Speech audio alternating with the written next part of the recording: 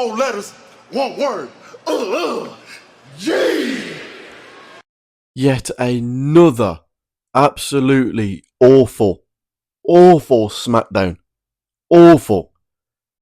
But this time it was saved at the very, very end by John Cena. Why have we not had this John Cena the whole time? John Cena was incredible last night. Last night was John Cena's best segment that he's had as a heel. I guess it is because it's with CM Punk. CM Punk does bring the best out of everyone.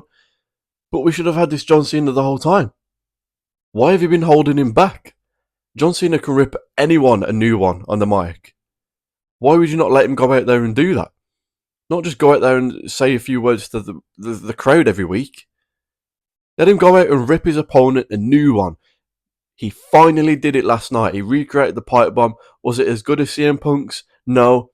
Didn't have that same feel because it wasn't unscripted, went off the cuff, break the fourth wall. It wasn't all that. It was definitely mostly scripted, at least beforehand. So it wasn't a true pipe bomb. Wasn't a true, it wasn't a shoot.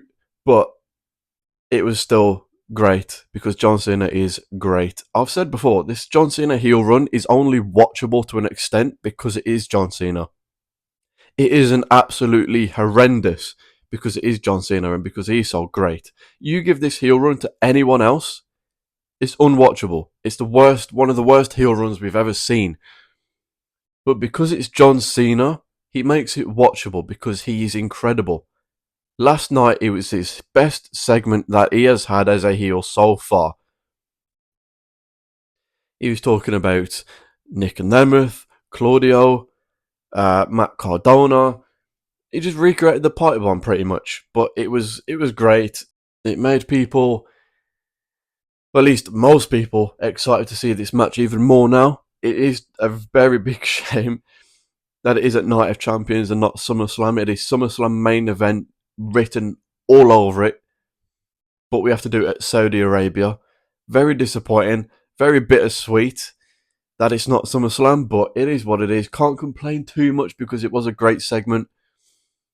Wasn't John Cena's best promo of all time. I've seen people saying that. Let's not get carried away. It wasn't perfect. It wasn't the best segment we've ever seen. Let's not get carried away here. But it was a great moment, was a great segment, was a great promo. But the rest of the show was absolutely awful. Awful. From top to bottom, well, up until the main event segment, awful. I mean, you get Seth Rollins' new faction doesn't even have a name yet, and it's awful. It's been booked about as worse as you could book it. Start of the show, you have Paul Heyman and LA Knight. LA Knight cutting a great promo as usual. Deserves to be in a top spot in the company. Yet again, proves it every single week. Cutting a promo with Paul Heyman, probably the best on the mic in the business, or at least top 3 in the business. Does not look out of place at all. And then you have him, Bronson Reed and Braun Breaker come out. LA Knight just gets a chair and scares 2, we're supposed to believe, beasts away. Scares 2 beasts away. Last week, you have Bronson Reed. No, was it this week? Was it Raw? I think it was Raw. You have Bronson Reed taking the pin to Jey Uso. Bronson Reed loses to Jey Uso. Pinned by Jey Uso. This week, him and Braun Breaker are being scared away by LA Knight and a chair. You're both beasts. You can't take a man out because he just has a chair. This Seth faction is so weirdly booked. Paul Heyman's out there holding a briefcase. Does Bronson Reed have the briefcase? No. Does Braun Breaker have the briefcase? No. Seth Rollins won the briefcase. Why is Paul Heyman out there holding a briefcase? It's weird. It's very weird. And then later in the night, you have LA Knight versus Bronson Reed. Another match that ends in some schmoz bullshit. So you have Braun come out, then they just destroy they destroy LA Knight. So it's 50-50 booking. 50-50 booking. They look weak at the start of the show, and then they look strong later in the night. We're going to do the exact same next week. LA Knight's going to find a partner. They're going to scare her away. Right? This is exactly how it's going to go. LA Knight is going to find a partner. Someone to help him. They're going to scare away Bronson Reed and Braun Breaker, and then later in the show they're going to beat them both up. Because it's 50-50. It's the only way they know how to book a faction, or just anyone in general. A tag team, a faction, anything. Look weak, then look strong. Then look weak, then look strong. That's no way to book anyone. We can't invest in this faction and look at them as dominant beasts, dominant heels, when they're being scared away from a bloke holding a chair. Taking pins to Jey Uso. Can't beat. No one wins in these situations. You put LA Knight with this faction into a little feud. Who wins? Who wins? LA Knight doesn't win because he's inevitably going to lose to Seth or Bronze or any of them. He's going to lose to them. He's going to get beat up most weeks, so he doesn't gain anything. And even if he does win the feud overall, right? What does that say about the faction? So no one wins in this situation. No one can lose. You set up LA Knight and Bronson Reed last night. Neither of them can lose. This faction does not look strong because they're being scared away by LA Knight in a chair. So no one looks strong. No one gains anything from this situation, this feud. It's pointless. It's going nowhere. Seth isn't even on the show. It's going nowhere. No one wins in this entire situation, and that goes for the rest of the show. Who wins out of these tournament matches? What's the point in doing it? Because you're setting up matches where neither of them can lose. Alexa Bliss versus Asuka. Neither of them can lose right now. Neither can lose. Asuka wins. Alexa, momentum. Loses again. That's what happens when you set up tournaments. People lose momentum. They're setting up Cody Rhodes, Randy Orton, because Randy Orton won last night. So the final is going to be Cody Rhodes, Randy Orton. Another huge match wasted at Night of Champions. A week to build it up. Less than a week. Less than a week to build it up. Cody Rhodes, Randy Orton. Think about that. That's a WrestleMania main event level match. And it's 1 week build for Night of Champions. Not even SummerSlam. A 1 week build. SummerSlam is 2 nights. Imagine night 1 main event. Randy Orton, Cody Rhodes. Night 2 main event. Cena Punk. Imagine that for a SummerSlam card. Jesus. That's incredible, right? On paper. But no. Let's just waste it in 1 week. And you could say, oh, they'll do a rematch and they'll make it feel bigger. Doesn't matter. We've already seen it. It will be a rematch. We should have Randy Orton go on one last mega evil heel run. Starting planting seeds now that leads up to WrestleMania. One last evil legend killer Randy Orton run to face Cody Rhodes at WrestleMania. But no, let's waste it at Night of Champions, which Cody's probably going to win, and you're probably going to get Cody, Cena again at SummerSlam. Who wins that? So Randy Orton's going to have to take the L. And then these tournaments, man, these tournaments. It's easy booking for Triple H though. That's why he does it. Money in the Bank, qualifying matches, Night of Champions, tournament, SummerSlam. Let's have the winner of the tournaments face the champion at SummerSlam. It makes it easier for me. I don't have to build a storyline. He makes it as easy as possible for himself. If he has a way to get out of telling a storyline, he will take that route every single time. What else did we get last night?